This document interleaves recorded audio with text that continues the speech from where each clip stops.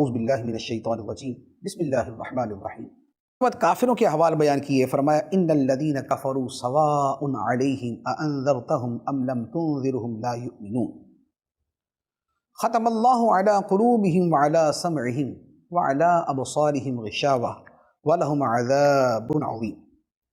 بے شک وہ لوگ جن کی قسمت میں کفر ہے ان کے لیے برابر ہے کہ آپ انہیں ڈرائیں یا نہ ڈرائیں، یہ ایمان نہیں لائیں گے۔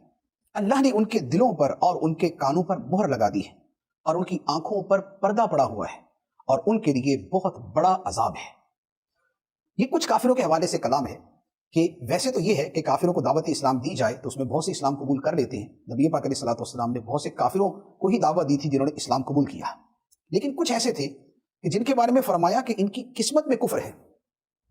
قسمت میں کفر یہ نہیں کہ خدا نے لکھ دیا ہے کہ اب یہ مسلمان ہو ہی نہیں سکتے، نہیں، بلکہ ان لوگوں کا جو عناد ہے، جو ہٹ دھرمی ہے، جو سرکشی ہے، جو حق کا مقابلہ کرنا ہے، جو سمجھتے بوجھتے بھی حق کو قبول نہ کرنا ہے، تو یہ ضد، یہ انانیت اور یہ استکبار جو ہے یہ ان کو اس حالت پہ لے گیا کہ اب ان کے دلوں میں ایمان داخل نہیں ہوگا۔